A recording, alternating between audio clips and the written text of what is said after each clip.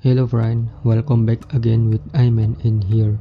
How are you today? Semoga kalian selalu sehat, kuat, dan selalu diberi kelancaran rezeki. Kali ini, Aiman akan mendongeng sebuah film yang berjudul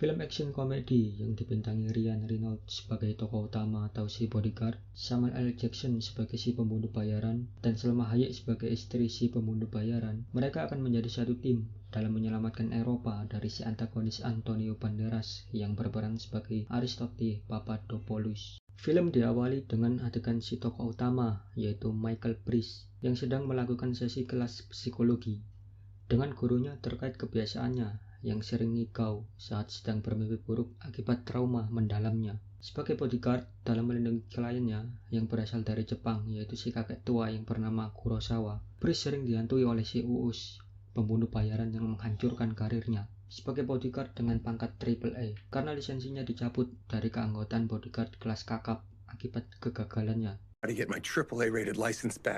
Kemudian ia disuruh oleh guru psikologinya untuk berlibur sejenak menenangkan pikiran agar terlepas dari depresi mendalamnya. Get away and clear your mind, and then you can find. Karena kekesalannya dengan si Brice, ibu guru pun meluluskan Brice dari kelas psikologinya. Congratulations, Christ. Fuck. Beralih pada adegan keriuhan yang terjadi di Yunani akibat ekonomi negara yang di ujung tanduk, kepala Uni Eropa pun menjatuhkan sanksinya pada Yunani. Setelah menyatukan sanksi dengan diliput oleh media, kepala Uni Eropa pun beranjak dan malam pun tiba. Si kepala Uni Eropa yang sebelumnya telah diculik oleh seseorang akibat menjatuhkan sanksi terhadap Yunani, sekarang ia diancam oleh orang yang menculiknya. Orang tersebut adalah Aristotle Papadopoulos. Si kepala Eropa tersebut diancam untuk mencabut sanksinya terhadap Yunani, atau jika tidak, setelah ia mengancam karena ia sudah kepalang emosi dengan Eropa, ia langsung mengeksekusi orang tersebut saat itu juga. Latar berganti pada si Brice yang sedang liburan setelah ia direkomendasikan oleh si ibu guru di adegan sebelumnya. Ia pun sekarang berada di Capri, Italia. Hanya berselang beberapa menit, ia menikmati suasana yang begitu syahdu dan teduh di pinggir pantai. Tiba-tiba si tante pun memperkenalkan dirinya. Brice yang terkejut pun menanyakan bagaimana si tante bisa menemukannya. Si tante yang tak mau basa-basi langsung mengancam Brice dengan begitu lembutnya. Setelah itu mereka berdua langsung lari dari kejaran para mafia hingga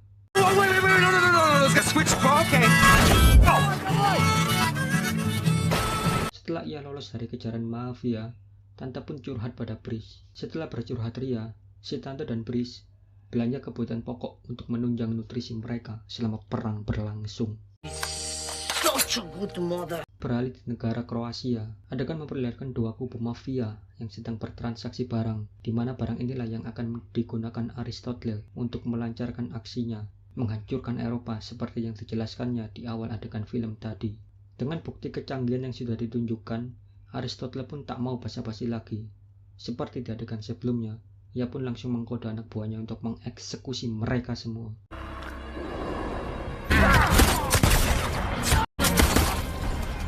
Keesokan harinya memperlihatkan salah satu kota di Kroasia yang hancur akibat serangan yang dilakukan oleh Aristotle tadi malam. Seorang agen yang bernama Onel, ia sedang melakukan otopsi terhadap para korban tragedi tadi malam.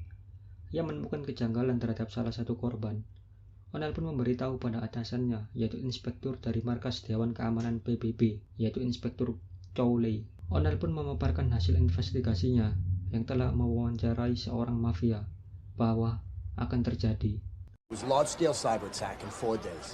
Onel yang sudah terbiasa menggunakan gaya Boston dalam melakukan misinya, ia kemudian menerapkan di Eropa. Inspektur yang tak mau bertele-tele pun langsung give you 24 hours in a surveillance van. Dan inspektur pun memberikan penerjemahnya pada Onel. What do they call you? Ilso. Asshole? Adegan memperlihatkan Uus yang sedang ditawan oleh salah satu mafia. Remember me? Kembali lagi pada Brice dan Tante yang saat ini sedang menyusup ke markas mafia Charlo. Tante kemudian langsung open war dengan menunjukkan skill solonya.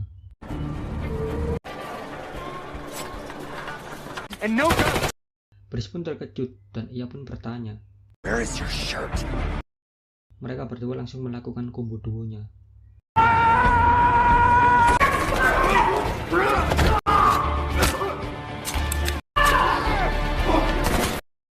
Alhasil semua tumbang dan mafia Charlo pun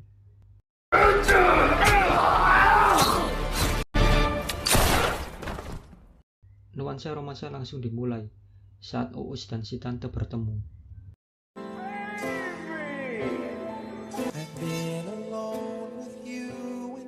Uus pun terkejut.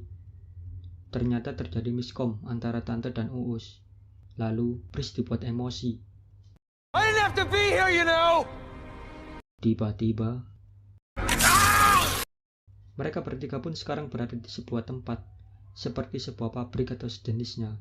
Mereka ternyata ditawan oleh O'Neill akibat perbuatan mereka yang Just killed Carlo, the informant that was gonna punch my ticket. O'Neill pun memberikan penawarannya. British mistress. While Grumpy Pan, make sure that hard drive gets. Are we clear? Karena O'Neill ditelepon oleh Inspektur Chowley, perubahan rencana pun dilakukan. Gonna triage shipment down. Now Sean Connery here is gonna give you a bunch of.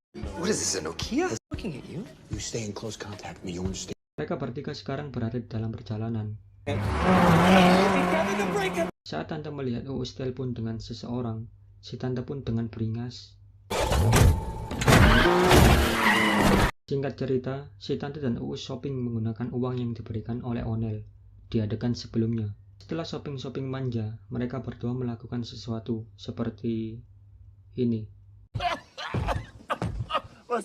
Dan kocaknya, Brice ternyata Hey, watch your mouth! latar beralih sebuah klub malam. Adegan menunjukkan Brice dan si Tante melakukan misi untuk transaksi alat yang akan digunakan menghancurkan Eropa. Karena perubahan rencana yang telah terjadi sebelumnya, O'Neill pun mencoba menelpon Brice. Tetapi transaksi telah sepakat. Akan tetapi terjadi sesuatu yang tidak diduga-duga oleh Tante. These are proximity pairs. Do bracelet explodes. Brice pun juga mengalaminya. Michael Bryce! You have me confused with someone else. Bos mafia yang semakin curiga justru menghasut amarah si Tante dan terjadilah open war. What the fuck did you just say? You figure...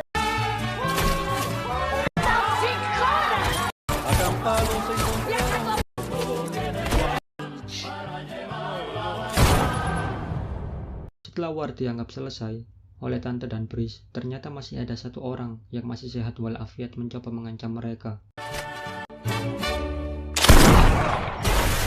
Keesokan harinya, Brice yang sedang sekarat kemudian dilarungkan ke laut. Tetapi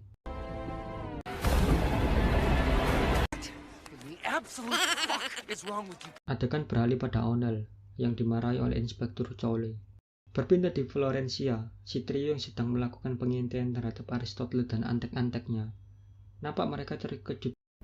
Magnuson, the AAA rated bodyguard of the year 3 years in a row. Look at him. He's so strong. Zinto! That's a lot of business from me. Salah satu anteknya yaitu si pembunuh bayaran saingan Uus mengetahui mereka dan terjadilah open war.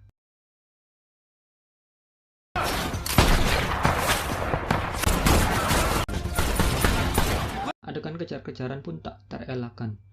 Brice memperlihatkan skill balapannya. Dan This guy's hunting skills are actually incredible. singkat cerita, si trio beruntung bisa kabur dari kejaran antek-antek Bang Aristotle. Latar pun kembali berubah. Sekarang mereka berada di tengah sawah. Si Tante mencoba membangunkan Brice. Saat terbangun, Brice menanyakan, Hey! Oh, what were those? Lithium. Lithium, baby! Lithium's not pain medication. si trio yang sedang berada di wilayah Antah Beranta. Setelah mengetahui wilayah tersebut, Brice pun teringat akan rumah ayah angkatnya di wilayah tersebut. Ia pun kembali curhat. It's just I haven't spoken to my father since I lost my license. He's the greatest bodyguard who ever lived. What are you doing? What are you doing? Fuck. Ayahnya menyambut mereka dengan senang hati. Saat mereka sedang dihidangkan makanan, si ayah keceplosan dengan berkata, "Gelato." Hal itu membuat Brice baper. Excuse me. Bryce. Brice yang sedang galau kemudian disamperin si tante. Mereka berdua pun saling curhat. It's perfectly normal to feel guilty. My mother was eaten by a shark. You know, seeing your mother being devoured by a beast, it can really traumatize you more than you can. I'm gonna head back inside. Okay. Hey, this was great. Brice pun kembali ke rumah dan ia diberi hadiah oleh ayah angkatnya. Take the jag. One I wasn't even allowed to look at as a kid? You earned it. Saat mereka berhenti di suatu tempat, tiba-tiba sesuatu terjadi pada mereka. What? I think I'm gonna...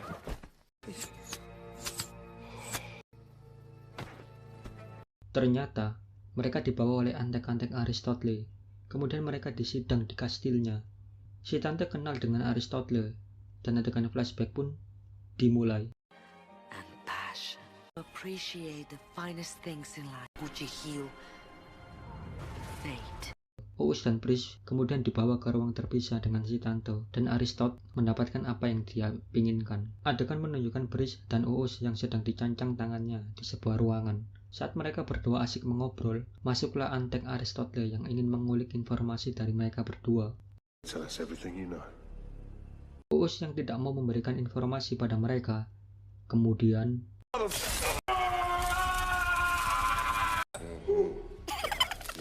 berbeda dengan Uus, Brice yang tidak ingin disetrum, kemudian menceritakan kronologi apa yang terjadi, dan Brice dilepaskan oleh si antek. Saat si antek satunya sedang menginterogasi mendalam dengan Brice, Uus kemudian melakukan open war, akan tetapi si antek satunya yang terlalu fokus dengan Brice tidak menyadarinya. Is that Francesco or are you... Singkat cerita, si tante lebih memilih Aristotle. Uus dan Brice yang dapat kabur dari tempat Aristotle, kemudian pergi menggunakan speedboat. Play you know, like a triple... Uus yang sedang galau pun menceritakan fakta, yang sebenar-benarnya fakta di antara hubungan intimnya dengan si tante pada Brice. Never told Sonya about it. You don't have testicles? So my swimmers aren't strong enough to get across the finish. Give Sonya what she wants most in the world.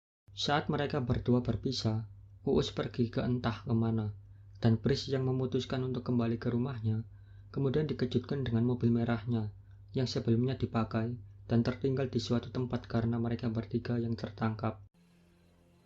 What's the Jag doing here? Dan ternyata, Aristotle's security detail while he's in Italy, you moron. You work for the bad guy? The AAA puts his clients ahead of God. Only a panty waist such as yourself. Brice yang kepalang sakit hati oleh ayah tirinya, kemudian memutuskan untuk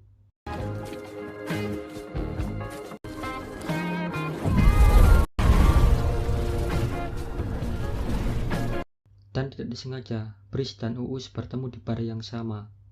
Brice pun memproklamirkan bahwa ia akan No more Mr. Nice Price. Right, I want to be a badass, you know? Saat sedang asik ngobrol berdua, tiba-tiba si tante menelpon di bar, dan ia pun menceritakan kejadian yang sebenarnya pada Uus, yang sudah kepalang galau dibuatnya. For real? How could you think for a second? Uus dan Brice kembali melakukan adegan kejar-kejaran dengan antek-antek Aristotle. Saat sedang mengendarai mobil, Brice yang sebelumnya memutuskan untuk lebih serius lagi. Kemudian, Safety's for losers! The old Bryce, he is held now. Skin broke. keesokan harinya, mereka yang semalam lagi-lagi berhasil kabur dari kejaran antek-antek Aristotle berada di sebuah dermaga. Uus yang mendengarkan voice note Brice kemudian tertawa terbahak-bahak. Saat Brice siuman, ia langsung diberikan nasihat oleh Uus. Uus kemudian menceritakan bahwa kemandulan yang didapatkannya karena insiden war yang dilakukannya dengan Brice. Mereka pun berdebat. W for me. That's a big L for you. It was a Shave my ass, motherfucker. ricochets don't It's an L count for unless you. you Take call the them, L. mother. Perdebatan di antara mereka yang telah usai. Kembali, Uus memberikan motivasi untuk Brice. Setelah Uus memberikan motivasinya, ternyata mereka berdua dibawa ke kantor utama Interpol untuk dilakukan sidang dengan pengujinya yaitu Inspektur Chole. Ujian pun dimulai. Mereka berdua kemudian menginginkan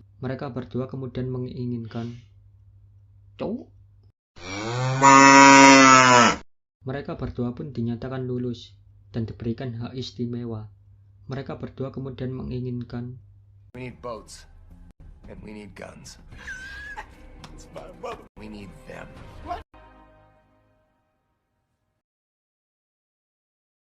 Uus dan Brice yang kini telah mendapatkan hak istimewa kemudian melanjutkan aksinya. Sekarang arena war dilakukan di tengah laut. No fucking shit, yo head.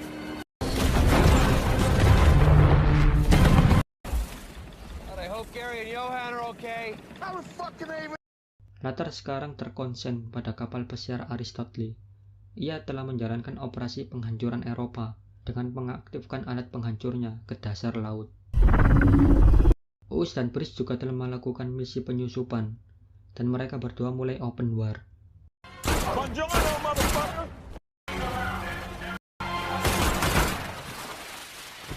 Setelah mereka berhasil masuk lebih dalam ke bagian ruangan kapal, tiba-tiba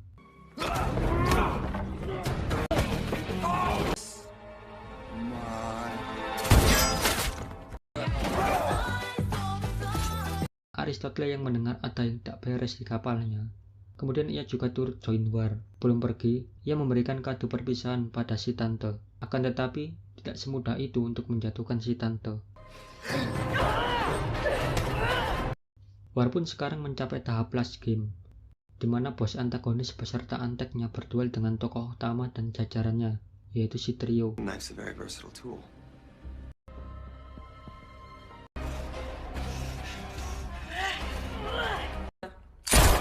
Saat kembali ke daratan, mereka bertiga ditemui oleh O'Neill, yang memberikan ucapan selamat atas keberhasilan mereka.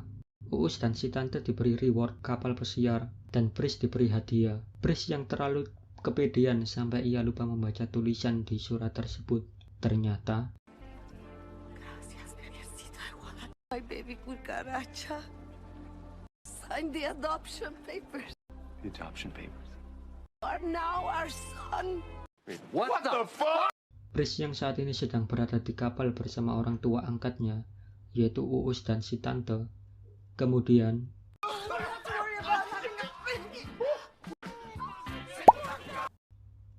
dan film pun tamat. Walaupun film ini bergenre action komedi, akan tetapi saya akan tetap memberikan pesan moral yang saya dapatkan di film ini. Tidak ada kawan selamanya dan tidak ada lawan selamanya. Semua tergantung situasi dan kondisi.